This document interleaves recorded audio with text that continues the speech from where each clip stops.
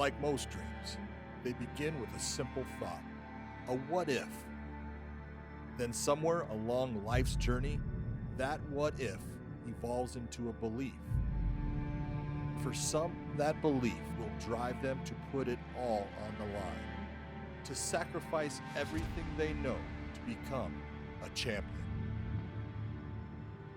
Different characters from all walks of life will enter the cage to prove that they have what it takes to compete at the highest level, to express their desire for greatness through the art of combat. For some, it has been their life's mission, a way to add to their storied legacy. For others, it's an opportunity to prove that they are the new talent, the new breed of fighter waiting to usher in the next era of mixed martial arts. While there are no set blueprints, no standards, no clear path to greatness, there is one thing that acts as a driving force that cannot be ignored. Though separated by time, culture, and discipline, every fighter will come face to face with that force. The desire to have their hand raised and be recognized as the greatest featherweight fighter of all time. Opportunities like this don't come often, and when they do, each fighter will be reminded why they sacrificed it all. Why this moment, above all, is their moment. It will define them. It will challenge them and force them to take it back to where it all began. A simple what if. Welcome to the Bellator Featherweight World Grand Prix, exclusively on DAZN.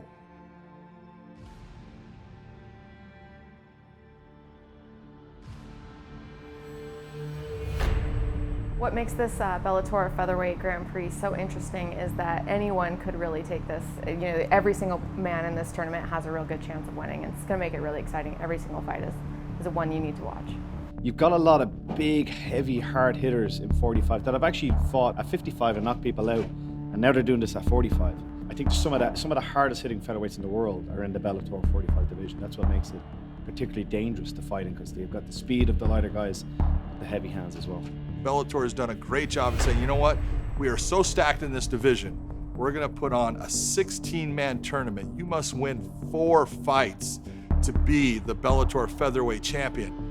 That says everything about how deep that division is. The great thing about the tournament, as we've seen so far with the heavyweight tournament and the welterweight tournaments, it creates stars.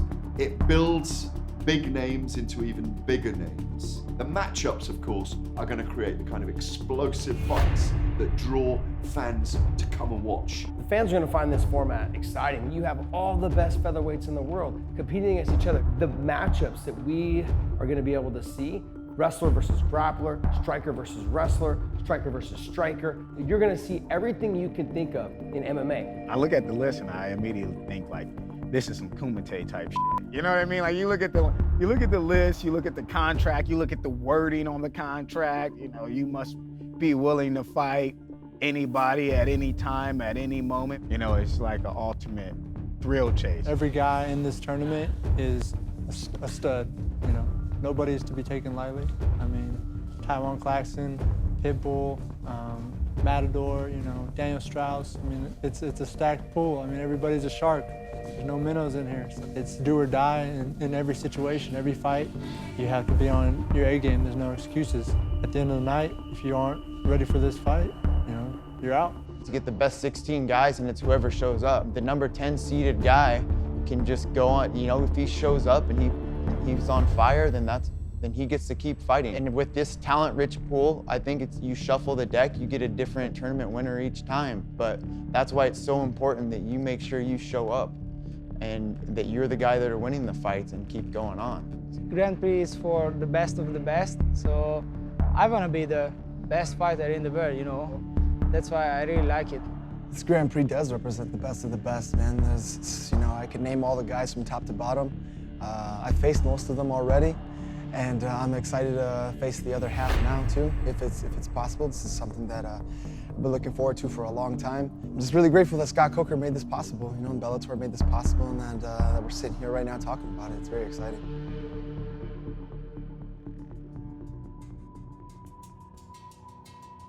The inception of this tournament really was created because we didn't have enough room for 8 great guys. We had room for 16 great athletes, some of the best fighters in the world. So we thought, how can we expand this? How can we make the rules fair? How can we break it down to make it a tournament that will be, something the fans remember, the fighters remember, and this could be the greatest tournament in the featherweight division of all time. As the brackets came out, I went, oh wow, this guy and this guy and this guy. And I just started looking at the names, and then when the matchups came out, I saw exactly who was facing who.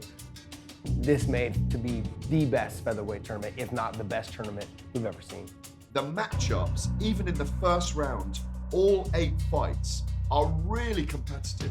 There are so many 50-50s here, and that's what makes it so thrilling. You start on September the 7th in San Jose, and 4 of those fights will play out from the first round. And then late in September, at the Forum in Inglewood, that brilliant venue on the edge of Los Angeles, you have Juan Archuleta challenging Pitbull for the featherweight title with 3 of the other fights from the first round on the card. So by the end of September, we already know who the 8 quarterfinalists are. They're going to take those winning 8 fighters, and like it used to be done in K1 in Japan, there's going to be a lottery system. The fighter's going to go and they're going to pick a ball, and they're going to break open that ball, and it's going to have a number, and that number is going to show where they can be in this tournament. So if you're number 1, you're going to be able to go and pick where you want to place your name on that bracket board. Essentially, the fighters are going to pick when they want to fight and who they want to fight, unless you're the last 2 slots.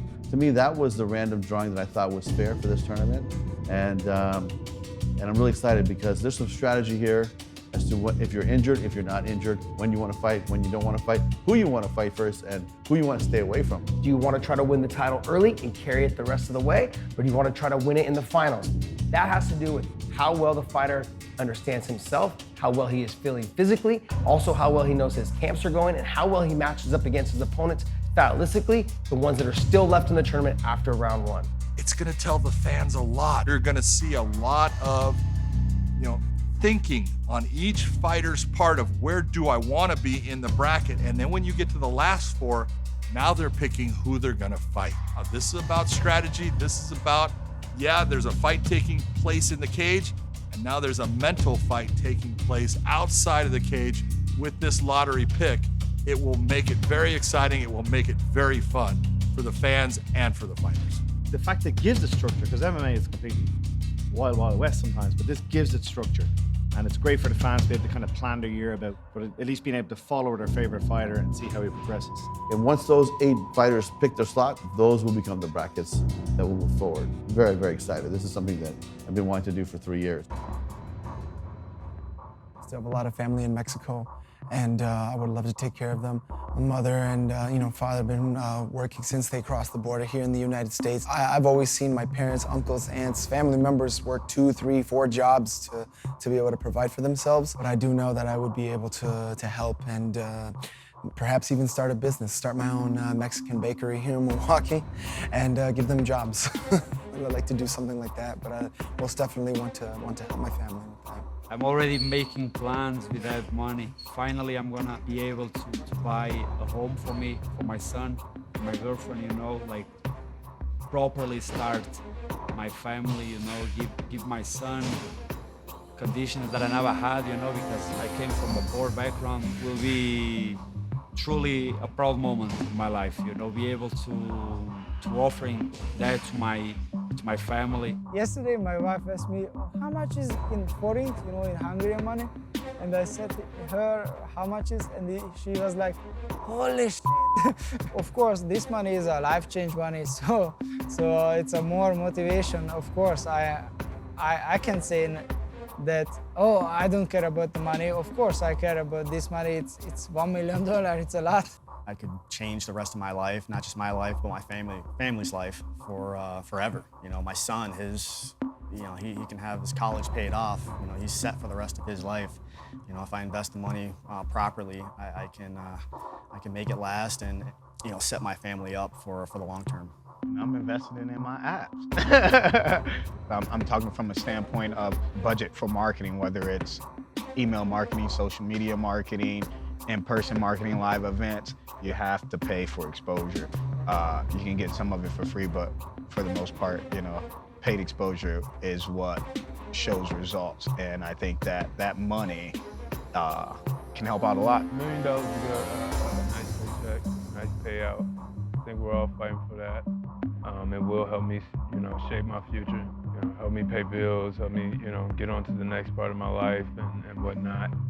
But for me, it's something great at the, you know, it's that goal that's at the end of the rainbow. So it is, you know, it's nice to have, but it's nothing that I'm chasing. It's just the business part. You know, $1 million would change my life.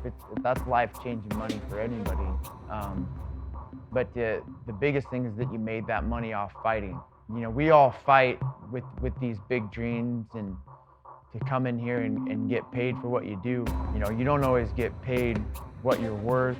And when you start off, you're amateur, you're fighting for a t-shirt. I've been anywhere from warming up in cattle guards and fighting at a rodeo to, you know, to the big show. It's like almost being accommodated for all those years where you were freaking couch surfing, and you see how two guys fight over money for their family. You know, you're gonna see two guys try to steamroll each other. I was a two-time featherweight champion. I've won 2 tournaments in the past. I pretty much accomplished everything I needed to as a featherweight. And now that they're throwing in the Grand Prix for a grand prize of $1 million, that's something I've never accomplished before. It's something new to me, and I have all the motivation in the world to want to win this tournament. It's historic. I've been with Bellator for a long time, so to be chosen to be a part of this Grand Prix, I mean, it means everything to my heart. So I'm gonna bring everything. I'm gonna lay my heart on the line and put it all out there and just swing some leather. We all got different stories, you know, different things we done been through, different, you know, reasons why we here, motivations, you know. What pushes me ain't gonna be what pushes him. It don't matter what somebody's fighting for. You know, I gotta go in and get my job done and, you know, at the end of the day, reap that reward. I am living my dreams now, so it's crazy. I didn't get enough attention. I did 4 fights in a Bellator, 4 finishes, 2 knockouts, 2 submission.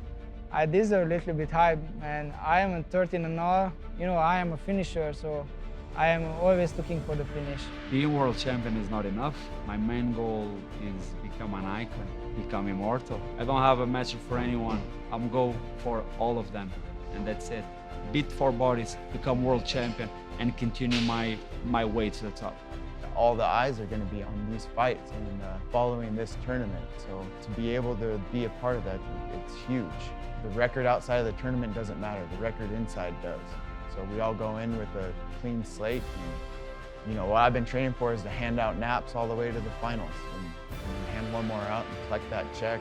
I think a lot of people are looking at the experience of these fighters, but I've always been the type of person that likes to swim with sharks. So winning this tournament just shows that the record doesn't really mean anything. Like, you know that. Everybody that knows anything about fighting knows that. Hey, even as a 5-0 pro, I can go out here and beat the best of the best. I'm just hunting for that world title. I gotta sit back and watch and be ready for anybody, anywhere, anytime. I'm not just thinking about Patricio Pitbull, I'm thinking about all these guys.